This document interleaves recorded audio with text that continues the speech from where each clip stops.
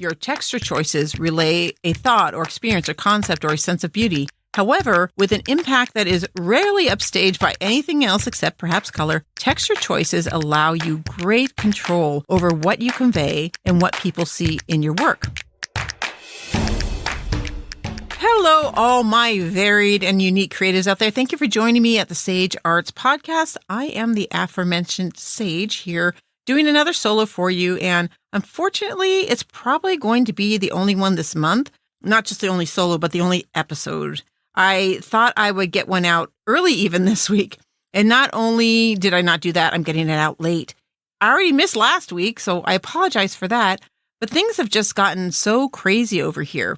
We're having repairs done, and there are really no quiet periods in which to record during the day. And we were already behind because we had to get out of town kind of all of a sudden. And so I come back and I'm trying to get recording in, and there's constant noises of machines and people pounding on the roof. And so I tried recording at night, but these crews are showing up at the break of dawn. So I'm up super early so that by the nighttime, my brain and mouth are just too tired to operate correctly.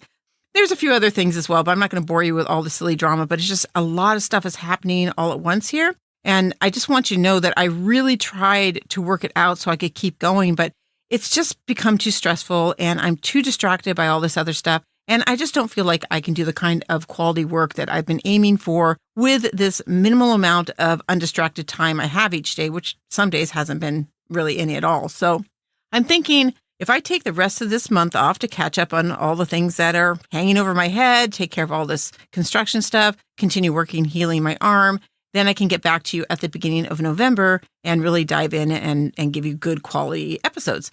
There is a part of me, honestly, that's thinking I should sneak in one anyways, because I really miss doing this if I'm not, not connecting to all of you.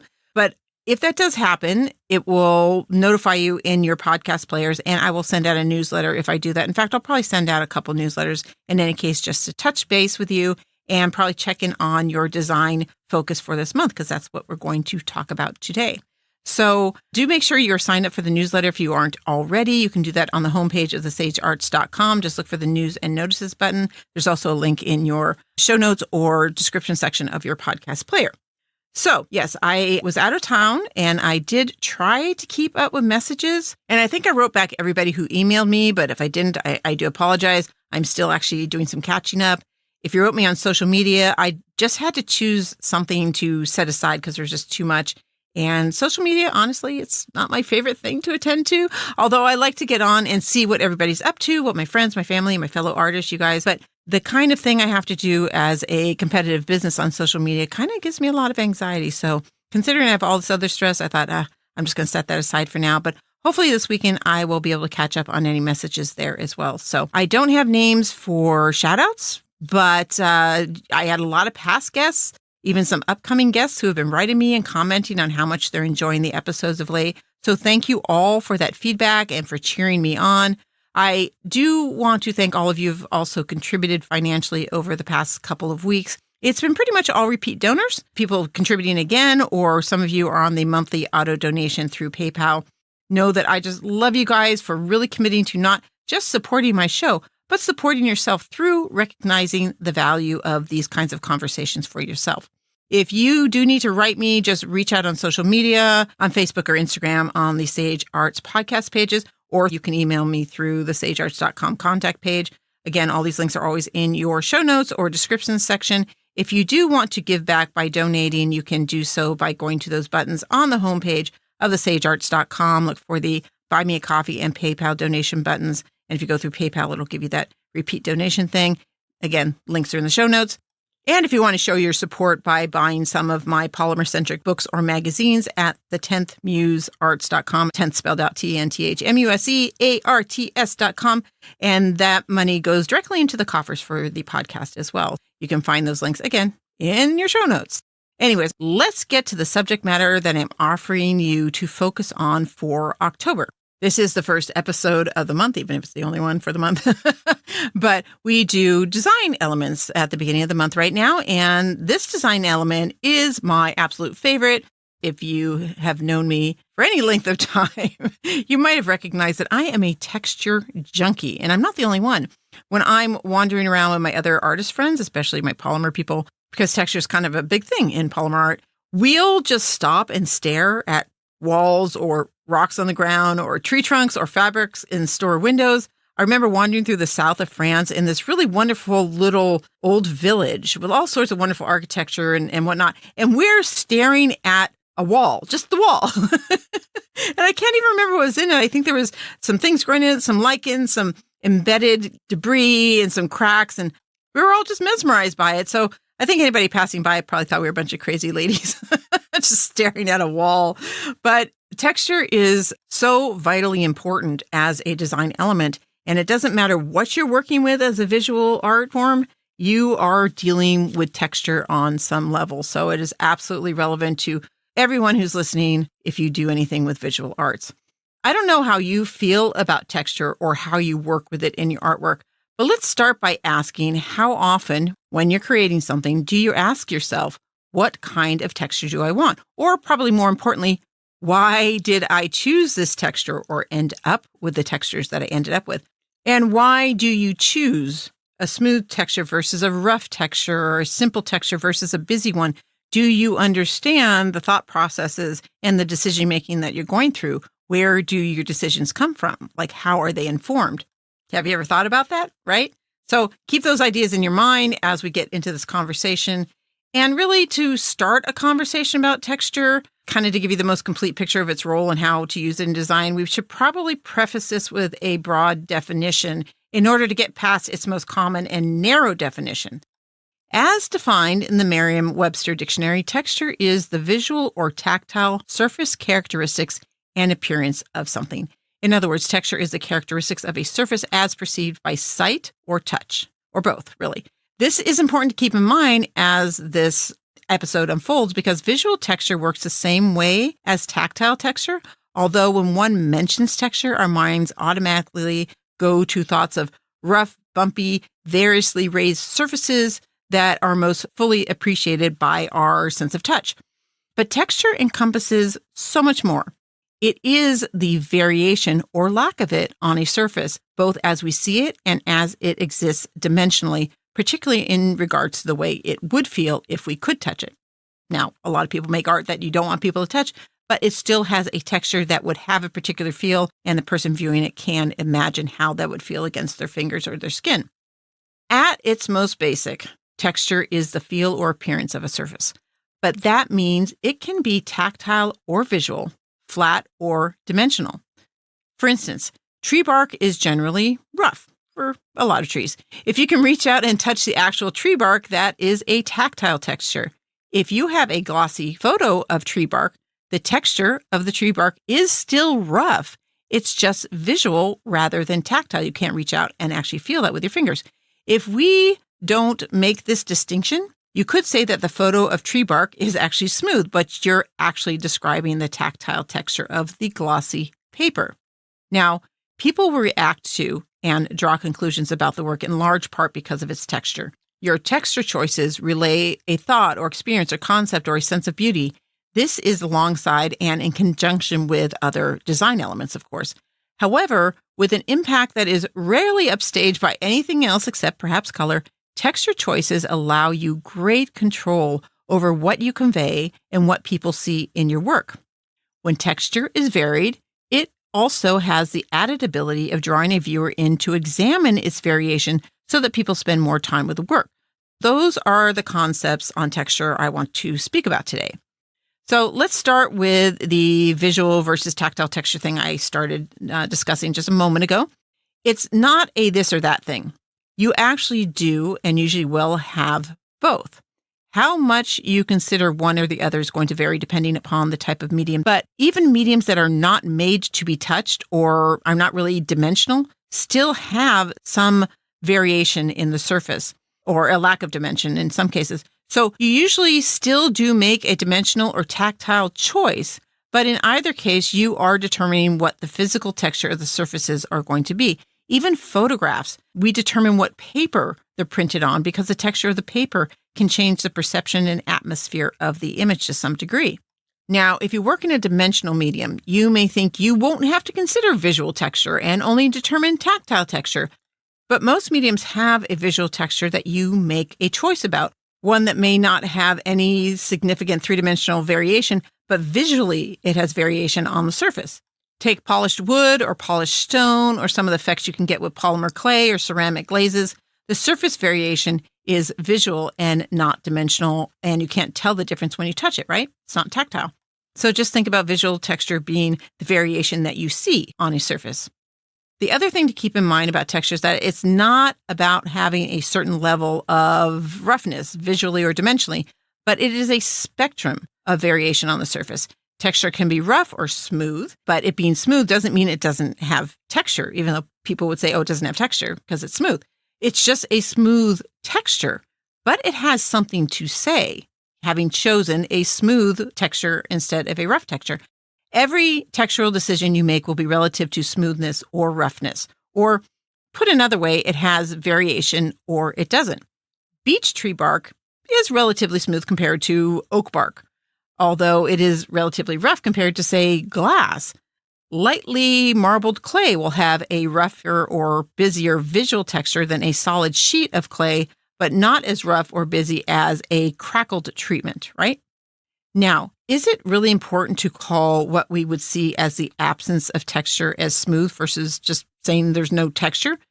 Well, we use texture to relay things to the viewer. We use texture to add emotive, symbolic, and even psychological meanings or effects to the work. So if you don't acknowledge the surface texture when it's smooth, are you missing out on the emotive or atmospheric signaling that a smooth surface conveys to the viewer of your work? Obviously, the answer is yes. You would be missing out. So just think that every surface has a texture that helps you relay certain information, among other things that I'll get into in a moment.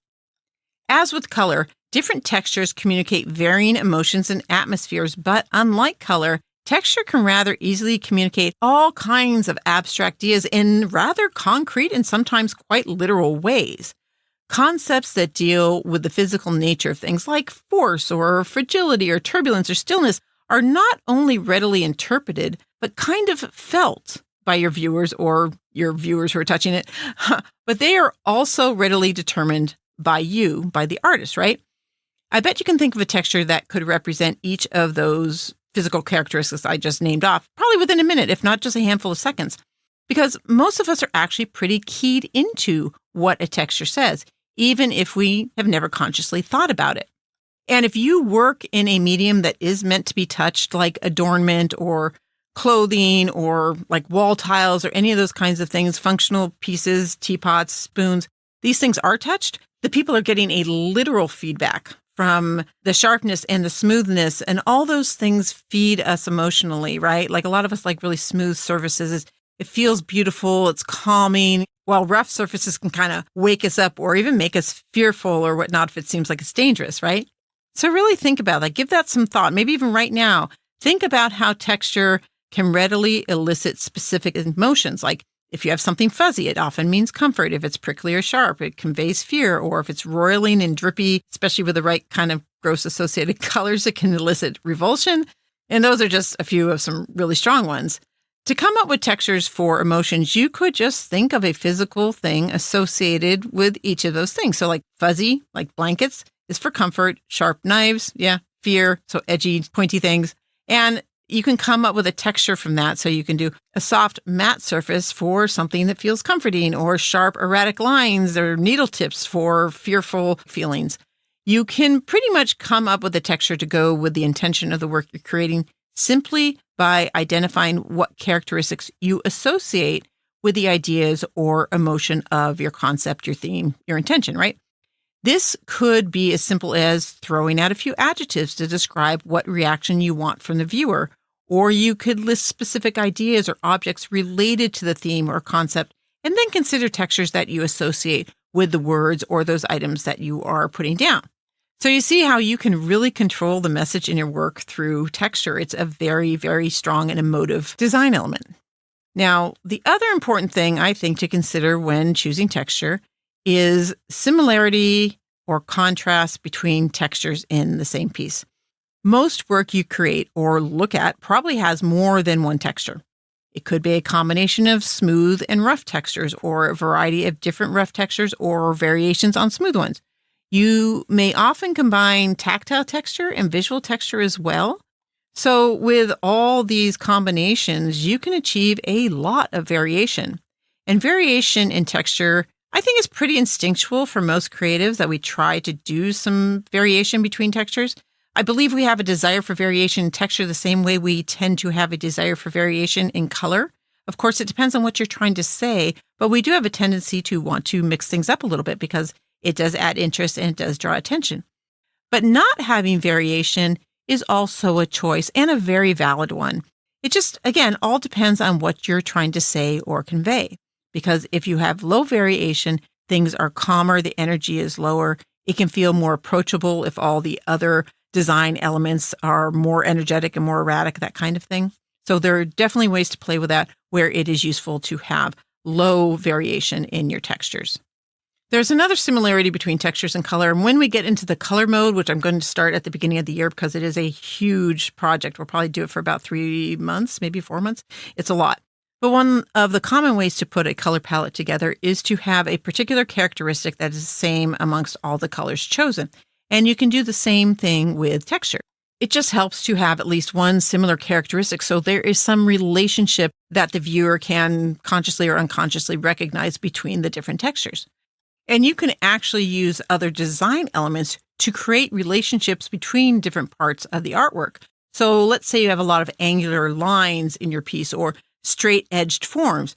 You could use a scratching of straight lines as a texture, or if there's a color found elsewhere in the piece of maybe the background in another section, you can create a texture with, say, lots of dots, which may contrast linear marks or lines or forms even, but it fits because it's sporting a color relationship with other parts of the work. So really, once you have that similarity to tie the texture into other parts in that piece, everything else can be contrasted if that's what you want. Again, you listen to your intention. Do you need high energy, low energy? What would that say if you vary the variation from low to high or vice versa, right? Variation does, as always, add some level of interest, energy, complexity to your work, and you can adjust how much you add of these by adjusting the variation between textures as well as any other design elements. But you can go from subtle to bold or just somewhere in between. High contrast usually does give the piece a lot of energy, and it tends to be more forceful with its message or emotion or whatever your intention is. With little or no contrast, you usually keep the energy low, which can make the mood calm and peaceful, giving it an overall quieter feel than it would if there was a lot more contrast in it. But what about using similarities between the characteristics of the textures themselves? For instance, you could create all rough textures, but vary how the roughness is created. Or all your textures could be stippled dots, but you vary the sizes or the way you lay out those dots. This is not to say that you can't have textures that are completely and utterly different in the work. The extreme contrast could be, in and of itself, a relationship if everything is kind of unrelated. The difference will cause tension or discordance, but that could be what it is you want to be saying. But let me stop here and give you some characteristics in texture that could create similarity or contrast. Some relate to some other mediums more than others, but hopefully this will get you thinking about possible differences that you can choose or create. So, for instance, we already talked about tactile versus visual texture. Those can be contrasted or similar. Rough or smooth, talked about that as well. The quality of the finished surface. Is it glossy, satin, matte, chalky, whatnot? You can look at the types of marks, the techniques or tools that you use to create the tactile or visual textures. You can look at style. Is it organic or graphic? Does it look man-made or natural? You can also vary up size or space that it takes up. So you could put really rough textures just as accents, or they could take up large swaths of the work and really be prominent. Varying the shape of the spaces that the various textures take up can also add similarities or differences, and the shapes actually can take on characteristics of shape, the design element that we just previously talked about, because some will be more natural feeling and some will be more graphic feeling, some will be more bold and some will feel more soft. And you can use those to also relay differences between the textures. You could have a bold texture and a soft kind of organic shape. And what does that say? How does that read? You're forcing contrast between two different design elements as well. And we're going to get into more of that next year when we really dive deep after we've covered a lot more of the design elements. But as you can see, other design elements can be quite intertwined with texture. Marks, lines, size, shapes, all these things play a role in the similarity or contrast of areas of texture in your piece. But wait, there's more. I have another list for you. You can look at all the possible differences in what's basically other design characteristics, but more than that, you can look at variations in the appearance and application of your texture, and we'll go through some of the most common ones. I will make lists of these and put them in the newsletter, so make sure you signed up for that newsletter. Again, the homepage is sagearts.com. Look for the news and notices button, and you'll get those in there. Hopefully, I can get them on social media this week as well. I just unfortunately can't make any promises as to when that would happen. But here's another list to consider of ways that you can vary up your texture. For one, there could be a sense of movement, and this is about whether the texture visually moves or flows due to lines in the texture themselves or the shapes and how they progress across the piece, or whether the textures change as they go across the piece. Anything that makes the eye move and follow, thus creating perceived movement.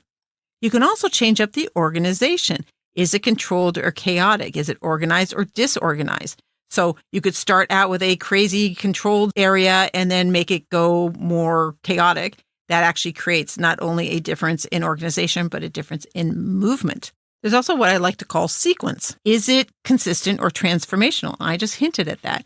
If you do the same texture all the way across a swath or area of texture, that's consistent. You're doing the same thing. You're doing the same, crackle pattern across an area. But if crackle changes to straight lines, or it goes from being dense to being really sparse, that is going to be transformational. That kind of change can really add interest, hints at possible stories, because story is about change. So it can make people curious about why this change is happening. You can also create simple versus complex textures, which I just hinted at as well. So like lines versus overlapping symbols. Lines would be simple. Getting symbols like hearts or flowers or whatnot and overlapping them as a texture makes a more complex texture, or highly varied crackling, like I just mentioned. All those things, simple to complex. And again, you can make them varied. You can do transformational, or you can make them consistent, right? You get to see how all these choices play into each other as well, right? There's also the surface level. And this is predominantly about tactile texture, although visually it could look like this as well. It's whether the texture is pushed into the surface or comes out of the surface. It says very different things when it is coming forward or if it is receding, right? Now, I'm talking about these characteristics as if you make separate decisions about them. But as you were hearing, a lot of them work with each other, and some of those characteristics are dictated by the particular needs or applications of other characteristics. For example, when choosing texture with chaotic organization, the texture will usually require a complex pattern, or at least one that is not overly simple.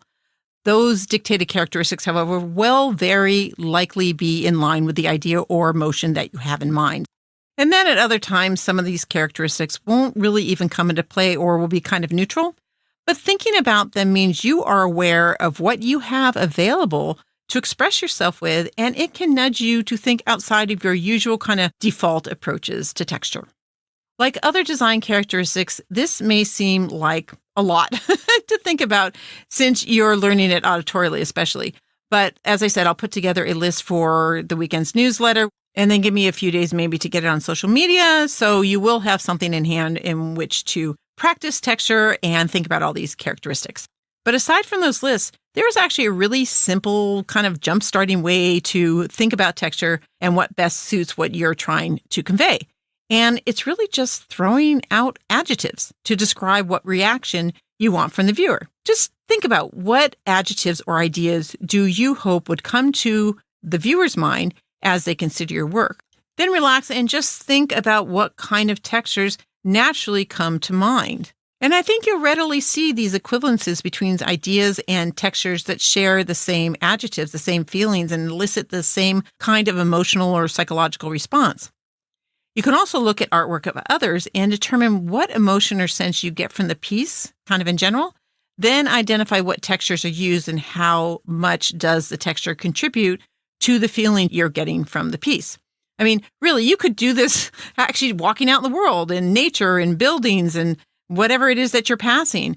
Texture's everywhere. So if you want to get used to recognizing and interpreting texture and being more aware of it, just take the opportunity wherever you are during this month of October and look at texture and ask yourself, how does that make me feel? If that was in a piece of art, if that was in a piece of jewelry that I was making, if that was in a painting or a ceramic or in a photograph that I want, what would that say to me?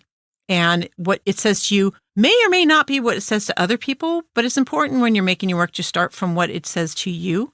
And then people will interpret based on their own experiences, and there's nothing you can do about that. Really? Not unless you actually put words on there and tell people how to feel. And that's okay. Art is a way of sharing our common experiences. And if that common experience is taken in a different way from one person to the other, like we're doing all this landscape work and our landscaper wanted to put in daisies all the time, yellow daisies. And I'm sorry, I don't like yellow daisies. For her, that meant happy and joyful. And to me, it just, I don't know. I think I must have had some dress with yellow daisies on it. And I did not have the most comfortable childhood. I'll just put it that way. And so I just associate it with something that I didn't enjoy. And so it doesn't mean the same thing to me as it does to other people. But that's okay. You do your work and associate what those textures mean to you. And most of us do have very similar associations with general texture stuff, like we were talking about the sharp things or the soft things or whatnot. We know that most people will look at a fuzzy thing and think of it as, oh, that's like calming or reminds us of children or younger days. But for some people, it may not be a comforting sense. It may actually make people think of being fragile and being vulnerable because maybe as a child they were. So I don't want you to think that texture is such a direct communication. It is still going to be interpreted in different ways by different people, but there are some really standard generalizations that you can be pretty sure most people will at least think that this is what you're trying to say, even if their associations are different. But yeah, as you're out in the world this month in October, and what a great month for texture because there's all this crazy, weird stuff with the Halloween things, the decorations, the costumes, all the weird food. It's a great time of year for texture. It's also fall up here in the Northern Hemisphere, so we have falling leaves, and there's a lot of visual texture with the bare branches in the sky and the fallen leaves on the ground. And if you're in the Southern Hemisphere, you're entering spring, and you're seeing plants bud and all types of new, cool foliage that can give you textural ideas and ways to interpret texture as well. So yes, I highly encourage that you keep texture on the mind this month of October. And hopefully these simple exercises will get you into the practice of just asking yourself what textures mean or say to you, what adjectives, emotions, or concepts can be relayed through texture that maybe you never really realized was being relayed before. Go out, have fun with that. And while I am taking care of all my craziness here, I will still be available to answer emails. I will jump on the messages on social media when those pop up as well. So if you do want to reach out to me, go ahead and write me at thesagearts.com on the contact page or the messages or posts on Facebook or Instagram at the Sage Arts podcast pages. If you enjoy the podcast and you want to give back, you can donate through the Buy Me a Coffee or PayPal donation buttons on the homepage or about halfway down there. And all of these links can be found in the show notes in the description sections of your podcast player. And then don't forget to hit that follow button. This is going to be extremely important if you want to know when the next episode comes out because I was not really sure. So hit that follow button on your podcast player and share this podcast with your fellow creatives. I might, as part of the project this month, because I won't have to record, I may actually start getting this stuff on the YouTube, the podcast YouTube stuff, which means it's going to be accessible to other people who are not familiar with podcast players or just don't want to get into a whole nother app on their phone or computer or whatnot. So I will list those when they start coming out in the newsletter as well. But tell people about it. Have them come join this conversation. And then if they listen to the same episodes that you're listening to, you can get together and have coffee and discuss them. I actually know a number of people are doing that now, which is so cool that they're getting together with their friends and talking these over. Really, these are great conversation starters, and it allows you to kind of delve in deeper with the information that you're learning here. So that is what I'm going to leave you with for now. If your weekend rolls around and you are jonesing for some Sage Arts later in this month, go back and listen to some of the older episodes. I think, for one, the necessity of doing nothing, the fear one, the intention one, any of the interviews, actually, there's just so much in those interviews. Oftentimes, the first time we listen to something, we have very specific things in mind that we want to get from them, or we don't have specific things in mind, but there's only particular things that we connect to. So the next time you listen to them, you often find details and tidbits that you completely overlooked the first time around because at the time it wasn't relevant. And you have 42 episodes to go back through. So if this podcast has been really pushing you and keeping you creative and really getting you thinking, just go back and listen to some other ones because I think a weekly dose of this kind of cerebral food for your muse is a wonderful way to keep you energized in your creative endeavors. So I will see you back here at the latest beginning of November, and we'll go from there. In the meantime, keep up with the great work that you've been doing. Be sure you're making time not only to create, but to also do nothing, give your creative unconsciousness some time to work through all your wonderful ideas, as well as getting out to see new and novel things to feed that muse of yours, all while staying true to your weirdness. And join me next time, whenever that's going to be, on the Sage Arts Podcast.